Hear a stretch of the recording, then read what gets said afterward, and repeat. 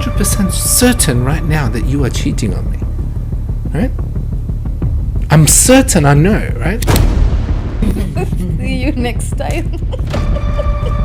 Sorry for making it so intense. God. You need to understand your relationships with your family members. Ah, perfect. Sign me up. It's a week, right? It's like, so he doesn't have much storage, So right? there's no extra part. No. In moments of survival mode, there's so much certainty. We're 100% certain that that's happening because of this. Not personal. Straight to Not me. first. But All right. yes, I'm thinking. Yeah, what are some of these questions that I can be thinking about in the morning when I wake up? What happens when they see a lion? Is it, where does this instinct come from? You need to be able to accept risk, and to take risk, and take action. Opposite of anxiety is action.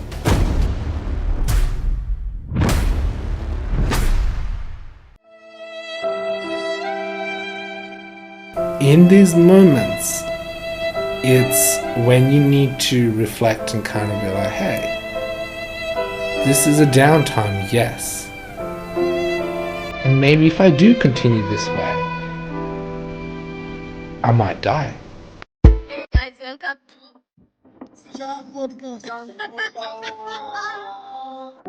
Chances. We are not taking any chances. Ukishaleta useme ni pass. Then tunakuja sherehe na kupiga ganzi. Wazee tunakaa chini.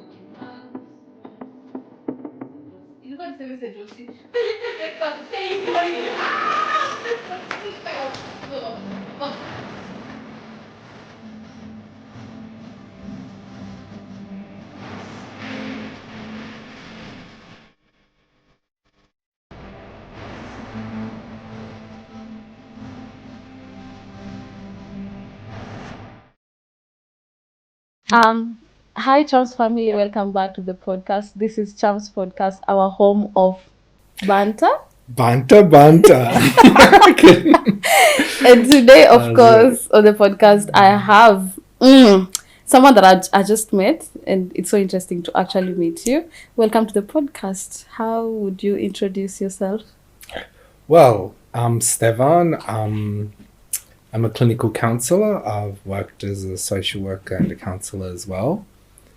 And I'm currently just self-employed and working on a long-term passion of mine, which is to reach as many people as I can and to try and help as many people as I can. And one of my current missions is mental health awareness. Okay. And teaching people about it and what they can do about it if they can't, go to therapy, if they can't afford it, if they can't link in, what can they do, and so on. And so many others. I'm excited to have you on the podcast, considering this is June and it's known to be Men's Mental Health Week. I've been having a lot of conversations around mental health, and when I spoke to Eric, he told me I will bring you someone who is actually an expert in this. So very nice to have you here. But before we get into the tension of mental health and everything, I just want to know, what's your comfort food? Ooh. Souvlaki. Oh. Souvlaki is my comfort food, but not with tzatziki, with tarama. Oh, is that spicier? No, tarama is like that pink sauce that they have, the Greeks. It's not spicy. Nice and sweet. It sounds really comforting. And a little bit of sour. Okay. Don't like spicy? I do. Oh gosh. So I used to hate spice. It would give me like an irritation on the tongue. Yeah. And then let's just say I dated a girl from Liberia and she would make it mild for me and my tongue got completely burnt. I didn't feel spice anymore. And then I could eat anything spicy after that. So yeah. I can eat spicy. I don't mind it at all. Yeah. Okay. It's situational. Yeah, that's good. So speaking about comfort food, what would make you want or look for comfort food? think it's mainly fatigue. So say, for example, I've been busy around, stressed around, doing a lot, chasing everything, and then kind of like, no, it's time to slow down. Yeah. Let's take some nice shaved lamb with all the little fat pieces in between, the sauce and the bread, and just enjoy it. Some soda. And slow down and stop. Okay. Slow Let down. the body reset. Let the body reset. Exactly. I guess that's very important with what you said you do. Mm-hmm. Yeah. Slowing down and just making sure everything is, your body is up to set and it's resetting. So we're going to jump right into what exactly you've told us you do around mental health awareness and all that. How did you get into it? Very interesting, but when I was 16, I wanted to do IT. I was really good at computers. I thought that's the interesting future. That's what I was passionate about. And then I think it was a family friend of my dad's, like, he was telling about how he was struggling with IT to find jobs and all this, and kind of got like a negative connotation to it. So I was left confused of what I wanted. Yeah. Kind of like it got pulled out from underneath my rug. Like the rug got pulled out from underneath my feet. What am I going to do? Right now everything is confusing. I have to make decisions. And there was one particular friend who had struggled something in the past. Mm-hmm. She had a childhood trauma, and she told it to me, and I felt helpless. Like I can't do anything. Yeah. But she has helped me so much with other things, you know, with improving my social skills, overcoming my social anxiety that I had at that time, and, you know, exposure to larger sort of crowds and getting used to it. That I was like, I need to do something. I felt helpless. And I talked to my best friend from primary school. And I told him, I'm like, how do you help people, like, when there's evil people in this world that harm them? What happens to these people afterwards? Yeah. And he goes, he's like, well, do you know anything about psychology? I'm like, no. So he was doing psychology as a subject, and he gives me his book. And I'm reading this psychology book, and I'm 2 weeks away from my VC exams for chemistry. Yeah, so you're still 16 at this point? No, this is around 17. 16 was when I met the girl and found out about the trauma. Yeah. 17 was I was still troubled by it, right? And I'm reading the chemistry book. I'm studying for my chemistry test, but instead of it, I'm reading the psychology book. And my dad comes in to check to see if I'm studying. And he sees me put down the book and pick up the chemistry book, like pretending, and I'm like, oh, I got busted, he's sorry. And he just takes one look at the book, asks about it, where'd you get this from? Finds out I got it from a friend.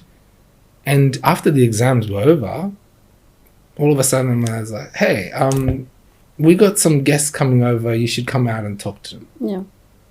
Okay. He knew a lot of people, and it just happens to be a psychiatrist and her husband. Wow, what a coincidence. I know, right? Oh. Like, I know. And I'm like, oh, and starts talking about it. Like she mentioned a few things. What did I find interesting when I was reading the book and all this? And I said, yeah, it sounds really interesting. What can you do with this? How can you help people? Yeah. And she talked about it. And I'm like, oh, cool. So what do I study? And when she said medicine, my jaw went, I'm like, what? I have to study medicine for 4 years to learn about, medication, drugs, just to be able to talk to people and help people? Yeah.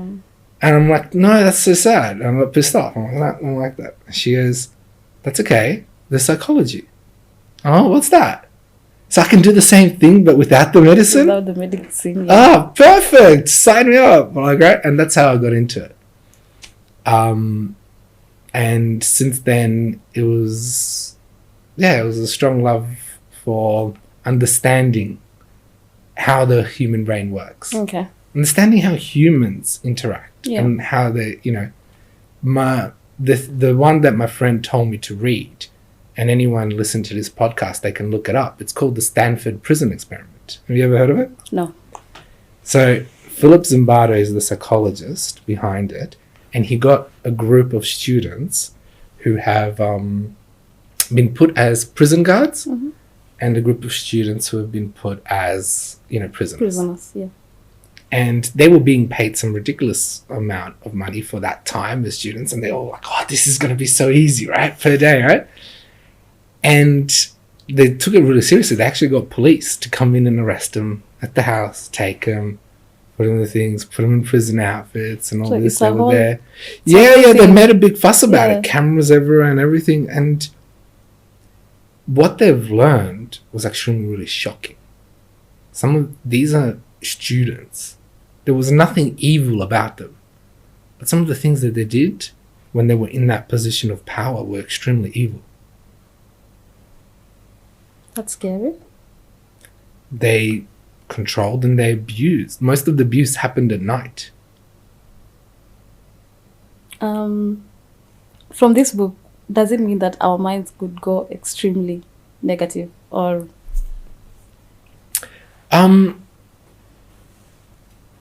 Our minds can go in the direction of the environment. They can go in the direction of our own resilience, our own self-talk. Not everyone in the experiment was compliant to some of them were like, no, I'm not going to do this, right? But then some of them, there was one person that was being abused so much he actually went into psychosis. And even Philip Zimbardo himself, I was very fortunate enough that when he came to Australia, he gave a lecture in my university, and I was so happy to be there. I met him afterwards. And when he came, he actually talked honestly how he was so into the curiosity of this experiment that he didn't notice that the evil was happening. In fact, it was one of his students that come in and goes, this is so cruel. How can you allow this to happen? Yeah. And then he ended up marrying her. That's his... So, a happy ending. A happy ending, but that study is actually banned. It's never allowed to be repeated again. Okay. It's been banned by ethics. It's been deemed inhumane. But that's the field of psychology. You have lots of studies putting people in certain environments and seeing what they do. Okay. And how does the psychology that you know apply in today's world and everything that's happening around? That's such a broad question. First of all, there's so many fields of psychology. Yeah. Like, you got evolutionary psychology, right? Then you got social psychology, then biological psychology, right? Like, there's different fields and subjects, and they all apply in sort of certain ways. Maybe if you ask a little bit more of a direct question, I can access one of those fields and talk about it. Yeah, let's talk about the things that you do at the moment. Mm-hmm. The ones you're directly involved with in the society. And Okay, so I mainly work on an online platform. Mm-hmm. It's people book me in when I have open slots on my calendar, and I'm actually quite surprised since I went working for organizations and stuff. Mainly 95% of my clients were females because it was from 9 to 5. Okay. But when I went into private practice, and I'm finding that more than 60% of my clients are males. And most men come into counseling because their wives have told them that they have to, or someone else has told them. And they're more reserved. So they don't want to talk about the problems. They want to talk about things. They're like very hesitant. Does that happen everywhere? Because growing up, we just thought it's probably just with African men. I wonder, with your experience here, is it something that's just because talking about ethnicity and where people come from, it just affects how they are interacting or how they get to open up about their problems. From your experience, is it happening to everyone, or is it not everyone, obviously, but it is a bit of a society norm. Yeah. If you look at, you got to start looking at it from a young age. Start observing what actually happens to the kids, right? A boy falls down, scrapes his knee. Yeah. Oh, it's okay, just brush it off, you'll be fine, right? Or he's crying. Oh, don't cry, you're a boy, you're a man. Men don't cry, right? Yeah. So it's that programming of that from a society sort of point of view and perspective, right? And then there's also gender differences in how men and women act. For example, let's take it to high school, right? If ask any guy out there, it's like about their friends in high school, chances are that they had some, physical altercation, that they got into a fight first, and then they became best mates. Yeah. Right? Whereas with girls, they're more social, like, the boys were playing soccers and the girls were like sort of sitting around the ovals, talking to each other, kind of like keeping the boys at a distance, like kind of watching them from afar. Yeah. Observing, right? That's what has happened in Australian high school. Yeah. Like, but I grew up in two different environments. I'm a Serbian background as well, and it's a bit different back there. And one of the major differences was the interaction between boys and girls was more common. Like, they were not separated, they were still in the classroom.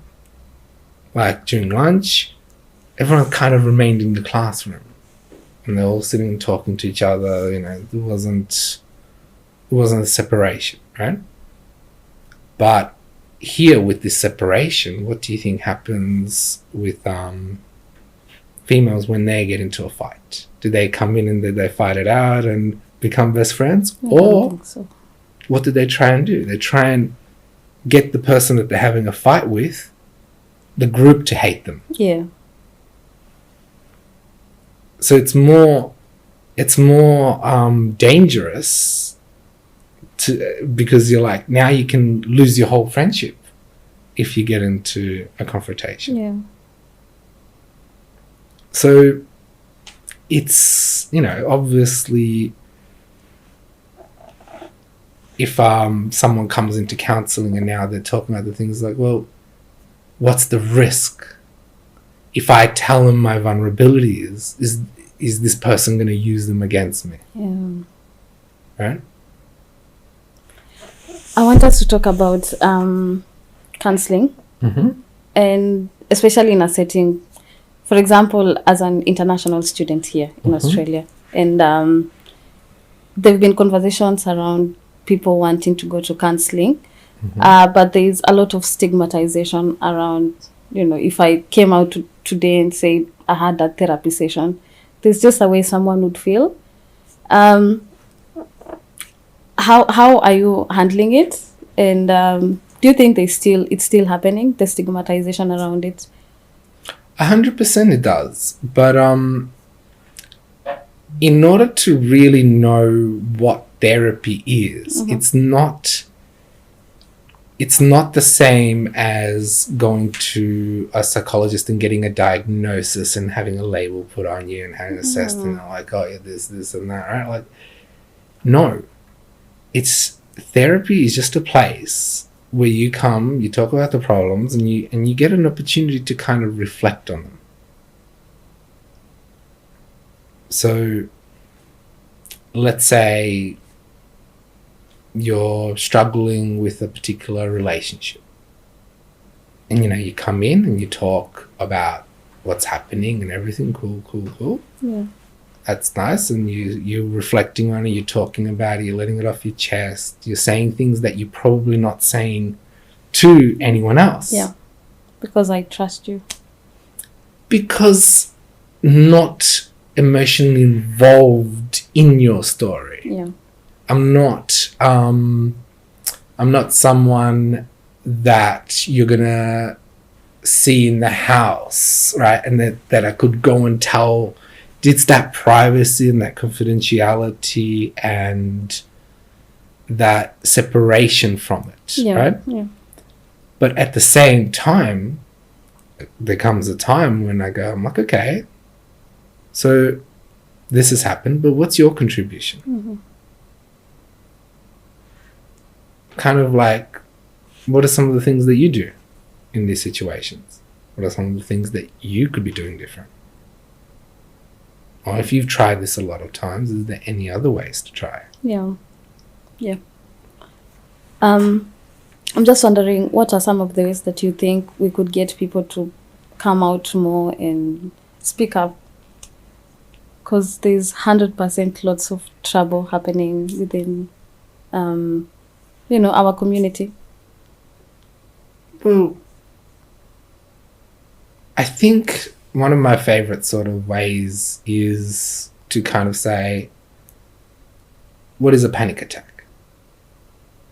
Do you know what a panic attack is? I think I just had one. Yeah, go on. What does it feel like? It feels like, God, my heart stopped for a minute. And Go on. I feel like I'm on the spot. I have to do something under pressure. Yeah. And I feel I'm probably not able to do it at this time. Mm-hmm. But what happens to your breathing when you're having a panic attack? it just... Go on. There's lots happening at the same time. Yeah. So the breathing is not consistent. It's just heightened. So it goes, you're right. Yeah. So your breathing gets faster. Yeah, faster, yeah. But then doesn't it reach a point where it gets hard to breathe? It does, yeah. Why? Why is your body stopping you from your life necessity of air? Can you survive without air? No, I can't survive without So is air. your body trying to kill you? Is your mind trying to kill you? Yeah. That's Is a it? good question. What is it doing? I think it is. Huh? It- You think it is? Is You it? think your body just says, it "No, feels- we're going to kill you right now. This is it." That's what it feels like at that time. It And it's feels like you're like it. struggling to bring yourself Because back you're to in life. survival mode. Yeah. Right? You're getting ready to fight or flight. Mm-hmm. Right? But you're not doing either. What happens when you run? You're panting, you're running out of breath. Yeah. Have you ever sprinted? Are you breathing when you're sprinting? No. Where's your oxygen? How do you have oxygen? Kind of hold your breath. Yeah, but where's the oxygen coming from? It's in your body already. Now, why would we need to sprint to survive? If we're running away from a lion, right? Yeah. A lion's chasing me. Mm-hmm. I'm not going deep breath in, deep breath out, and then sprint, right? I'm diverting all of the energy to the sprint, but prior to that, I would have increased my breathing. Yeah. I saw the lion. That put a lot of oxygen in my body right now. Yeah. Now I'm ready to spend it. Mm-hmm. A panic attack is literally your body telling you, hey, stop it. You're breathing in too much oxygen. Mm-hmm. That's why it makes it difficult to breathe. Mm. You literally just have to stop breathing and just feel like, okay, I'm going to slow down the breathing, and you get out of the panic attack. Do you want to have one right now? No. Huh? No, like a panic attack? Yeah. No. The symptoms of it. You don't have to have it to the full-blown extent, but if you wanted to, just breathe in fast through your nose and out through your mouth. Do it for 30 seconds. Now faster, go. It's not feeling comfortable, is it? No. Already, yeah? No, it's not. And that's what it is, right? You're not thinking straight when you're in that mode. The survival part of the brain is getting activated. The amygdala is what's responsible, or the reptile brain, whatever you want to call it. Yeah. That is responsible for that being triggered. And then there's less blood flow to the rest part of your brain. Yeah. It reduces blood flow because it's like, no, we need to divert blood flow, energy towards survival. We need to fight or flight the lion. What happens when there's no lion in the room? Then you can go back to breathing. Exactly. Yeah. And what did you do when I asked you about a panic attack? What was the first thing you did? Breathe. Yeah. Try and breathe. Yeah. You know, you actually you did a sigh. You went, Yeah. Yeah. right? It's a sigh of relief. Yeah. Yeah. It can happen naturally. But what about doing it consciously? When I started to get nervous during your podcast, I was consciously trying to slow down my breathing. Okay. So that's one of the techniques. Yeah. Just breathe. When I'm getting nervous, I start to talk faster. So just slow down the speech. More time to breathe, more time to relax. What other aspects of life can we use this breathing? Well, I mean, a few examples that... you can use it in if you're extremely low, sad, depressed, and you can't get out of bed. Mm-hmm. You just need to breathe a little bit faster. Your heart rate gets a little bit faster. Opposite of depression is motion. Thanks for bringing up the word depression. What do you think it is? Um, Why do we have it? Why is this existent? low mood. I don't know. It's a low mood, feeling like Yeah, but why do we need it? we don't actually need it. Are you sure? What if I was to say it helps you survive? Depression? Yes? Would you call me mad? I would definitely call you mad All because everyone is trying to heal the depression or run away from the All right. depression. What makes you sad? For example, disappointments or As a trick question. things happen. Spell out sad. S-A-D. Mm-hmm. These are 3 modes of survival. Stress, anxiety, and depression. Have you met anyone who's depressed who hasn't been anxious? No. Why? What is anxiety? Everyone's talking about it, but what is it? Let's take it to evolutionary psychology, okay? Okay. Because we can look at it from different lenses. Yeah. Let's go back to the caveman days. Way before they were able to speak, they were only able to talk with sounds. Right? They might have had a few weapons, like a club or something. They go hunters, gatherers, right? Living in a cave. What happens when they see a lion? They fight, Do they? attack. What? If they have the weapons, that is, you just mentioned weapons, so Yeah, but what if they see it from a distance? Do they run and charge the lion? no. They run. away from the lion. Yeah. Yeah. But how do they know the lion is dangerous if it's the first time they've seen it as an adult? It's physical features. If it's charging towards you, it's definitely The scary. lion is just walking, just okay. praying. Like, you know how lions are, they don't, before they attack and charge, and like they're doing the, what if it's doing It's that? probably intuition. Why would the caveman's heart go fast if it's a... It's how they say trust your instinct. It's probably their But instinct. where telling them. where does this instinct come from? I wonder.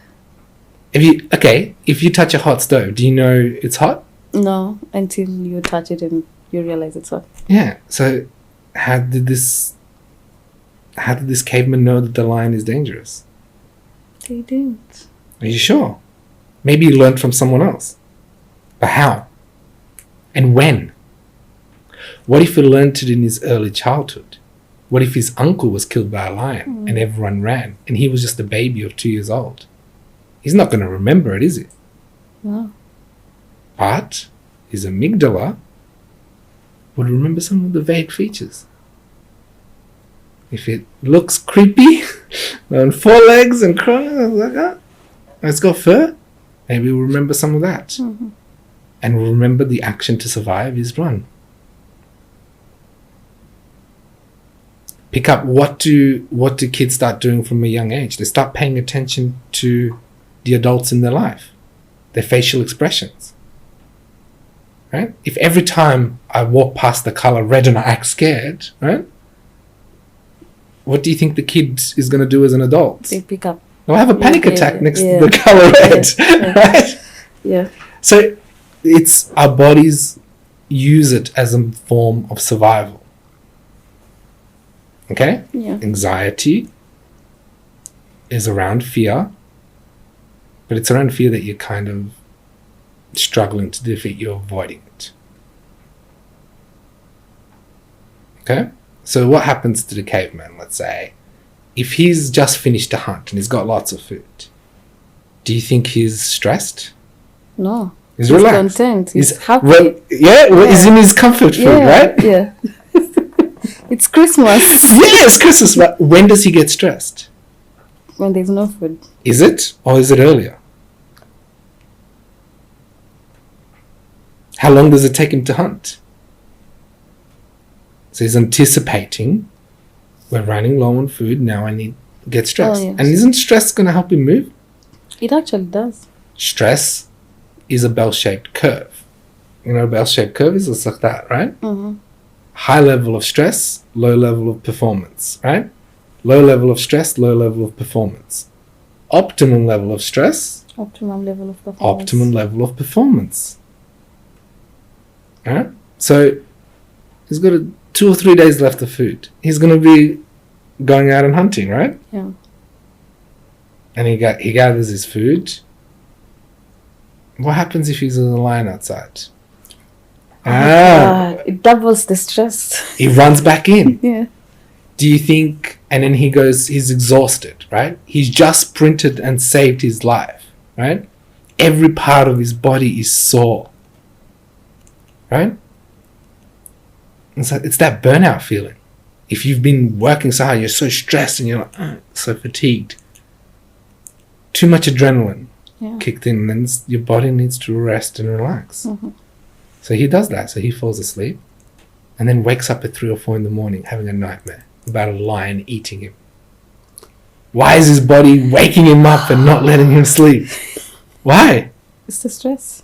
But what does this bring awareness? It's just saying, hey, you can die from this, right? And just before he gets eaten, he wakes up, right?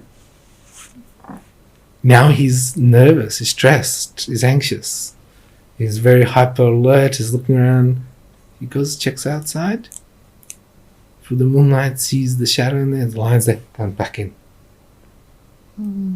Takes him a long time to come down, but eventually falls asleep out of fatigue, right? He didn't have TikTok to scroll and keep him awake, but he's doing it, right? And he wakes up in the afternoon now. Do you think he's going to go and check again? Yes. Is it going to be easy for him? Or is he going to be very nervous? His heart's going to be racing, right? Yeah. It's going to be uncomfortable. Yeah.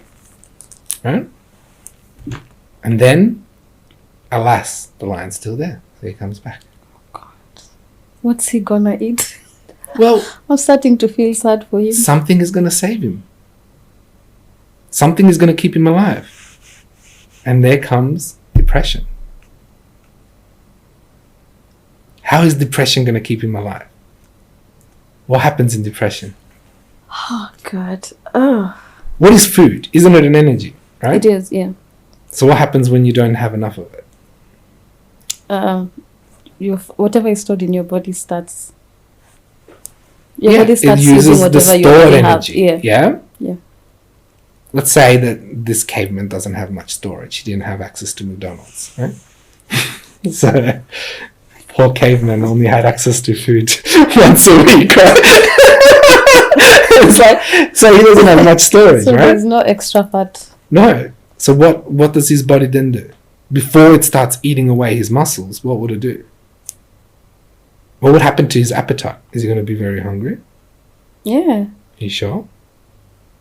What are the 2 things that people do when they're depressed with food? Eat What? Either eat A food lot? or not eat at all. Yeah. So how is that survival? So eat a lot to eat the food before it goes rotten. Yeah. So it can get stored into fat. Otherwise it's wasted. Mm-hmm. Eat less if there's limited amount of food spread it out long as possible. Hopefully that lion loses interest and goes away.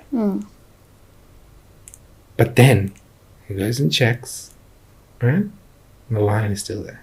Oh, God. What happens then? What happens with his thoughts? Is he feeling good about himself? Or is he starting to think, is he thinking, I'm the best caveman in the world, No. I'm a great hunter? Or what is he thinking? No. He starts to feel sorry for himself. Yeah? And Disliking himself. It's like, I'm too weak. Right? I can't defeat this lion. This lion's strong. Doesn't feel good, does it? no. Feels trapped. Exactly. But what about that trap feeling more and more? What about he starts to think, maybe I should just die? And these intrusive thoughts or suicidal thoughts. How is that going to keep him alive? Very tricky question, isn't it? It is. It's very tricky. Because why would it keep him alive if he's thinking of dying? Well, he's going to die from food. Lack of food, right? Yeah. So why is a suicidal thought going to keep him alive? Is it possible that it can encourage him to take risk? To fight the lion, as you said initially? Because he ran away from him the first time. Okay. He didn't need to fight him. Yeah. But now, in order to fight him, he needs to accept risk. Is it more of, I have nothing to lose anyway? I might as well. Exactly. So he's had to go through the acceptance of these thoughts. I have nothing to lose. I'm going to die either way. Now, here's the thing. From desperation comes innovation. Mhm. What happened during that whole time he was depressed? It was a few days. He's in the cave. He's looking around. And maybe he sees some things that were there. They were there the whole time. But they never came to the surface. He never saw them. But now, after he's accepted risk, and he got angry at himself, he's like, no, I'm not going to be weak. Yeah. No, I'm not going to let that lion starve me and my family, right? Why does he start to notice things around the cave that he didn't notice before? Because now his thoughts are here with him. He knows what he wants. He Yeah. knows he wants to defeat the lion. And he knows he can't do it himself. He's not strong enough. But there's some dry skin Mhm. and there's some loose rocks from the cave. Now he has a slingshot. From desperation comes innovation. When did humanity invent things? Always in moments of desperation. Some of the industrial things that have been invented have been during war, when people were like desperate for survival. Yeah. Right? Yeah. In these moments, it's when you need to reflect and kind of be like, hey, this is a downtime, yes. And maybe if I do continue this way, I might die if I don't go get that food. Right? But what can I do different? You need to be able to accept risk and to take risk and take action. Opposite of anxiety is action. Okay. Now, if anxiety is fear, what's the quickest emotion to snap you out of fear? Courage. Yeah? Okay. What about if depression is lack of motion? It's sadness, it's that feeling bad. What emotion is going to snap you out of depression? Move. But Get emotion, up. Oh, emotion. Happy. is it though? Do you notice a lot of people that are depressed that are happy? Unless they're masking it. Some Yeah, people so use- they mask it. Yeah, that's true. But what else do they do? They're sad. And What other happy. emotions? So you've got sadness, happiness, disgust, surprise, bad, anger, fear. What other emotions do people that are depressed feel? That's most of them. Yeah, but which one do they feel more intensely? When they're say you're going really dark down into depression. It's like, the quickest way to snap out is actually anger. And isn't anger an emotion that gets you into fight mode? Yeah. So don't people who struggle with depression often get very angry at themselves and at others around them? It's your fault I'm feeling depressed. Why did you make me feel depressed? Yeah. Is it your fault? No. Are you the lion? No. No. But that's what I'm trying to say. It's a part of a survival mode, right? So it's just a misguided sense. The true lion lies somewhere else. In today's society, it's hard to find it. It's easy to look at it from evolutionary points, right? Yeah.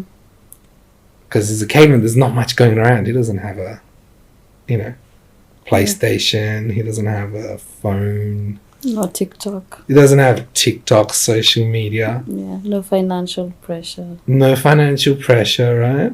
No All this, no relationships. mortgage. Yeah.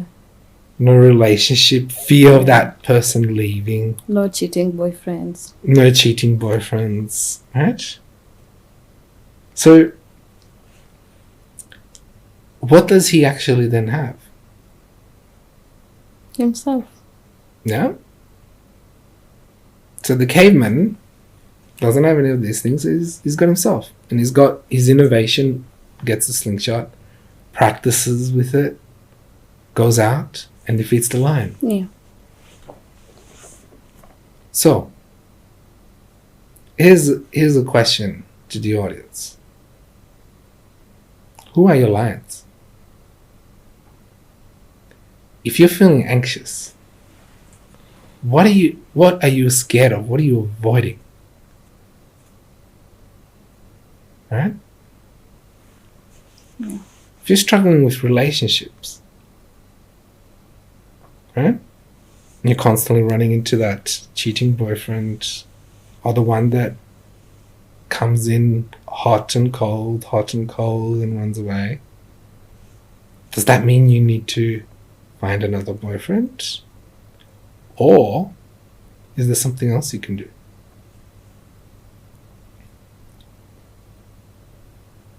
Guess it depends. Where did you learn about relationships? Did you go to school? No, you just run into.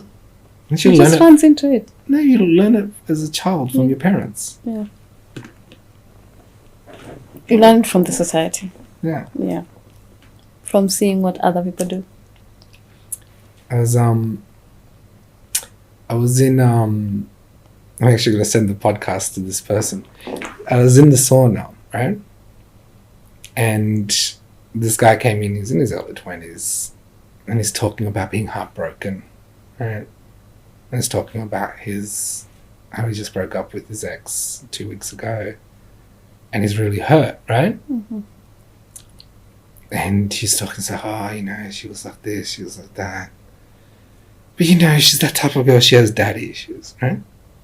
And for some reason, when I'm in the sauna, like, I'm not working, I don't care about my work, I just become like, you know what, let me challenge this kid just to see what is he gonna do and take from this, right? Mm.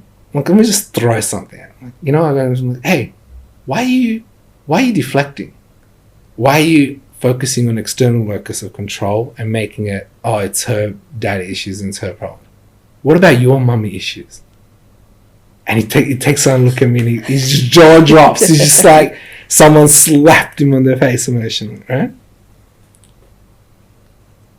And that could have gone two ways. He could have, one, fought me, or two, frozen, which is what he did. Later on, he approached me and I spoke to him. I know him well now.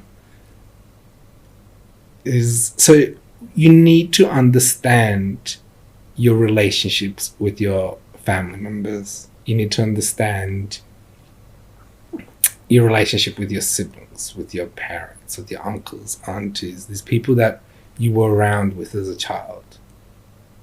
You need to explore that and see how is that actually impacting your perception of how people should behave, right? Yeah. Why are you attracted towards someone that acts a certain way, even though you don't like that behavior? Who does that person remind you of? And that happens a lot. That really happens a lot. Learn about attachment theory. Learn about attachment theory. Learn what it is. Learn what secure attachment is.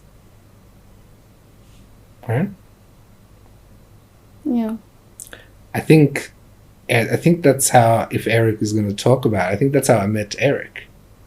He came into the sauna at 2 a.m, headphones on, completely distracted, right?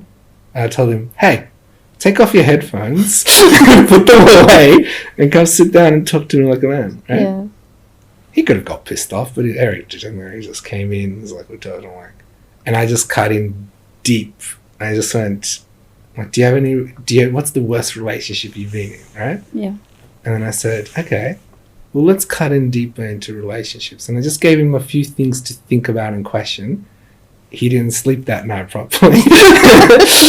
But that reflection helps him make different decisions in his current interactions with other people. Yeah. It's just like therapy is self-reflection. Self-reflection. Good. So just like Eric, I'm sure there are questions that you gave him to think about. Give me a few, like just random questions that I'll go home tonight and think about. Not personal, straight to me. All right. Yeah, I'm thinking. Yeah, what are some of these questions that I can be thinking about in the morning when I wake up? Well, it's not going to cut deep unless it goes through the heart. Okay. Unless I pull on a heartstring. Let's give Unless it a try. I pull on a heartstring, that question is not going to be very powerful, is it? Let's try. Are you sure? Ones. Are you sure you want to do this? Are you ready to talk about the cheating boyfriend? Oh my god! Alright. Okay. What did this cheating boyfriend do when you get close to him emotionally? When you open up to him about your emotions, what did he do? Do you want me to answer the question? Up to you. It's your podcast. No.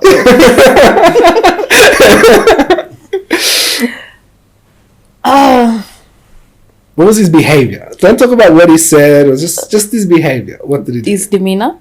Yeah, did he give you a hug? Did he give you a kiss on the forehead and say it's okay? Or what did he do? No, just okay. Just made me think that I was overthinking it. He tries to shut you down, right? Yeah. But do you think he was comfortable when you were talking about your emotions and everything? No. How was he feeling? I couldn't wait for like you right now. So right? You couldn't wait for it to be over. Yeah. So what would a common behavior be? Fight, flight, freeze, or fawn? Do you know what fawn is? No. Fawn is when you try and, smile. Like, when people like are nervous and they do that nervous goo. Yeah. The one you just do, right? That's fawning, right? But fawning is also people pleasing. Oh, funny, yeah. No, I get it. Yeah. Right? So, which one of those four do you reckon he did? Did he fight? Did he get aggressive? No. Right? What did he do?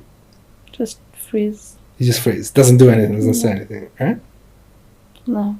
So why is he in survival mode? There's no lion, is there? No. So what's the lion? The questions or the realization that I've been caught, or I don't know. Do you think so? There's no lion actually. There is.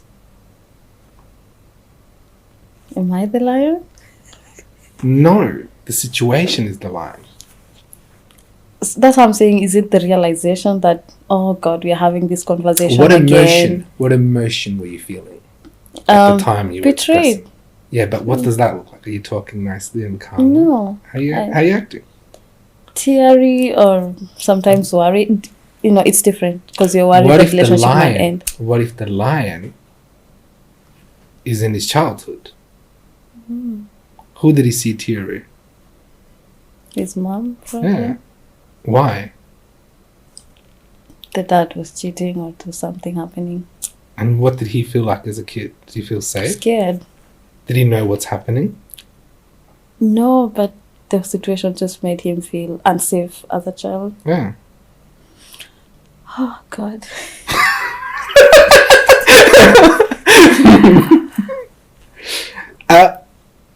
In couples therapy, I always tell people, I'm like, just, you see your partner, right? He's freezing, or if he's getting aggressive and fighting, or if he's doing all this, just try and say, so where's the line? What's happening? Mm-hmm. Why are they scared? Kind of start seeing them as a little child having a little tantrum. Situation starts to look different because it lowers your survival mode.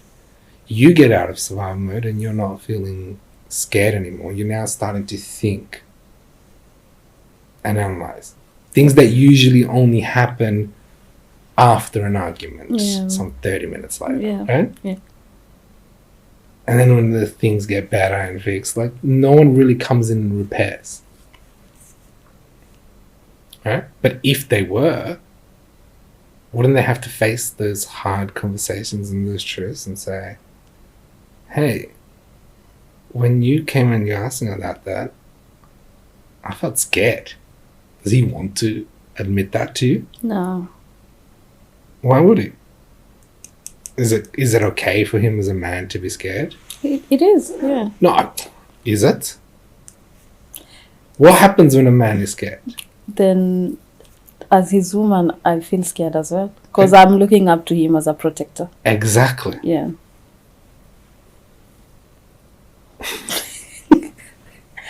Wow, this is just. What about in the work? What if he's scared in the workplace? What happens for him in the workplace if he's scared? It doesn't show it. No, but what if he does? Might get fired Why? because he appears weak. Struggling. What happens when you're scared? When you're anxious? Is your performance peak performance? No.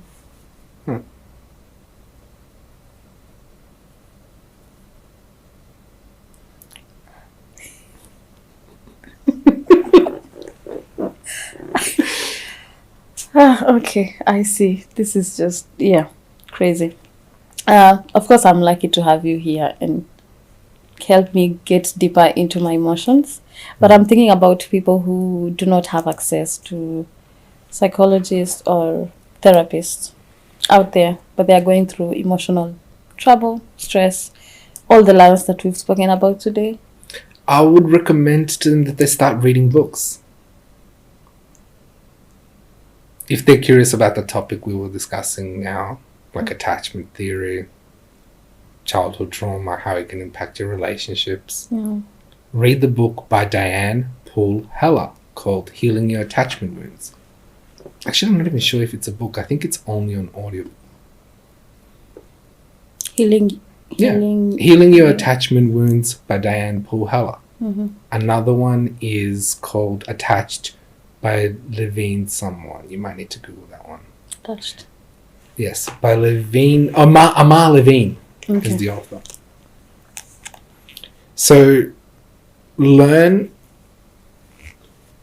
understand that survival mode, it's that primitive fight, flight, freeze, fawn response, right? I talk about it in my podcast as the foot soldier, right? It's only there to react. It's given instructions and stuff, but it sometimes has to make decisions based on limited information, and it's quick reaction. In moments of survival mode, there's so much certainty. We're 100% certain that that's happening because of this. Yeah. I'm 100% certain right now that you are cheating on me, right? I'm certain I know, right? You're not stopping and thinking. It's like, how is he cheating on me? I haven't seen him go anywhere else, right? He's going to work and he's out. Like, when did he cheat on me, right? Yeah. But you're not stopping and thinking. Your gut feeling has been activated. Your survival mode has been activated. Something has been triggered from your past. Maybe it was a conversation that your parents had when you were a kid. Yeah. Right?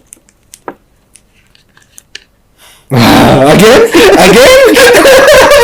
You told me you gave information to pull in your heartstrings, right?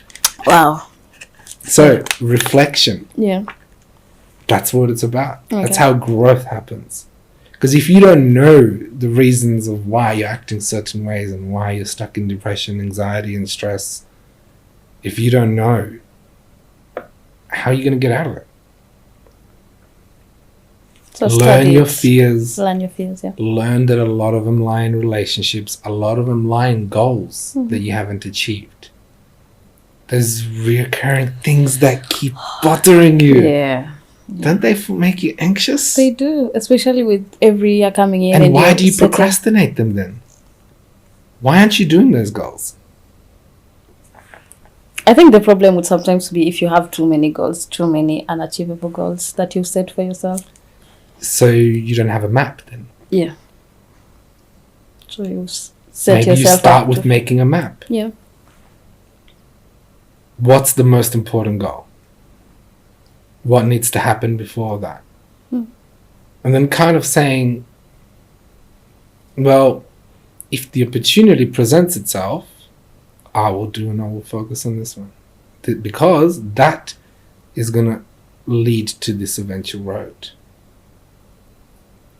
It's about making a decision and going. It's about taking action. It's not about getting stuck. Right? Because if you get stuck in paralysis analysis and you're overthinking, I was like, well, you're not taking any steps forward. You're not making any decisions. You're not allowing yourself to be exposed to more information by making mistakes and going forward.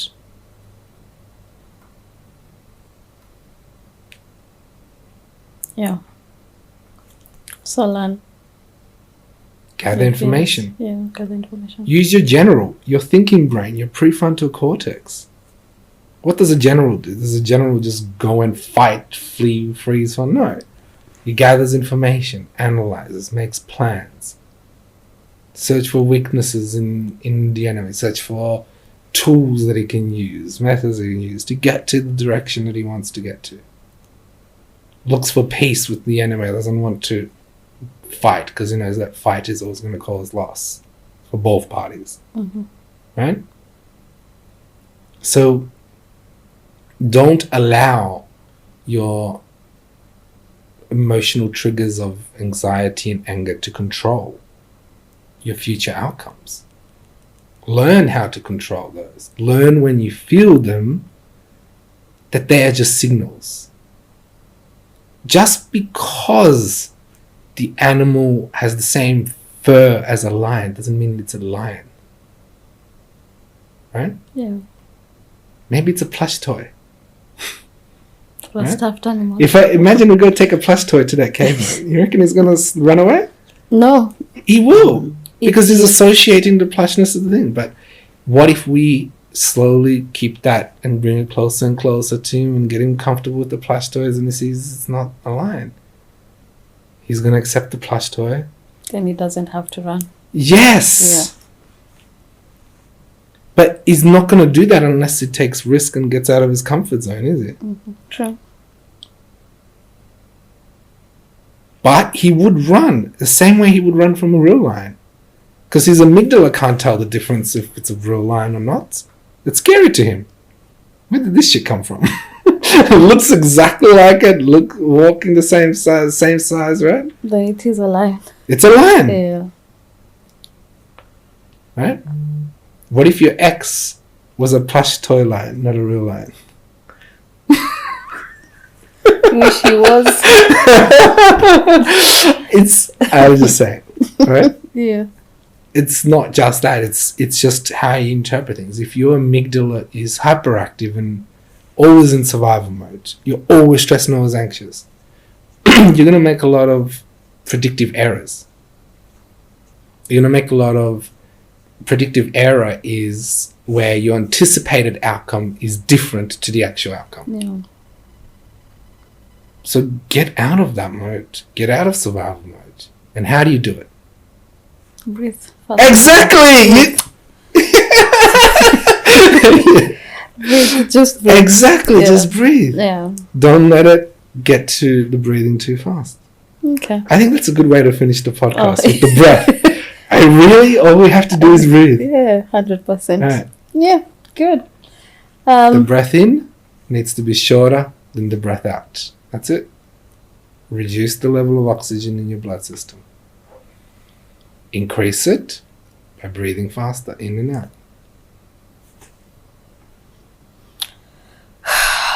Thank you. We'll definitely have to have a second session. A session now? Yeah. Did you just go through therapy? I just went through therapy and planned. I didn't even know where this the direction that the podcast would have taken. Yeah. But now I know, and it's exciting to learn. There's a lot that we need to unpack. No? Well, you're a very useful asset to our community, and I'm glad. Of course, I've known you through Eric, and you're both working about on the Friday Fan Club. Mm-hmm. Just briefly before we finish, what's that all about? And yeah, what direction are we taking? It's about 3 words: Okay. peace, balance, and connection. Peace, balance, and connection. Peace, we're in nature, we're out in open spaces, the mind is feeling calm, right? Yeah. Balance, we're in motion, right? We're running, we're doing things, we're doing social activities, we're doing some stretches, some exercises, some guided meditations that we do. Snacking. Yeah? Huh? Snacking. What do you mean? Snack. I've seen you eat. You've seen the snack. Yeah, so we're, sausages and stuff. Yeah. Comfort foods, Yeah. right? We're making sure that the cave is not empty. There's always food around. And one of the particular members has a panic attack when there's no meat. It's only fruit day. And, just a sense of community and connection, right? Yeah. Uh-huh. And for international students who have come from a collective culture where they've had community everywhere, coming to an individualistic culture in Australia, they will feel lonely, isolated. And the Aboriginal word for rope is raki. Okay. And that's from a book that I've read. I've actually got it, so I'm not really sure which particular dialect it's from. But raki is defined as the concept of lots of little individual strings on their own. They're weak, they snap easy. But if you tie them together, it can become a strong rope. Yeah. So Fun Friday is about that. Good. Cheers to Fun Fridays. Cheers to Fun Fridays. Thank you so much for stopping by. Thank you for having me. It was a pleasure. Just breathe. Okay. All right. See you next time. Sorry for making it so intense. God.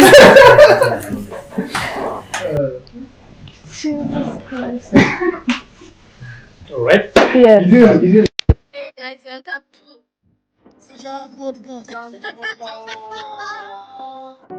Chances. We are not taking any chances. Ukishaleta useme ndugu basi. Then tunakuja sherehe na kupiga dansi. Wazee tunakaa chini. Ilikuwa niseme sasa.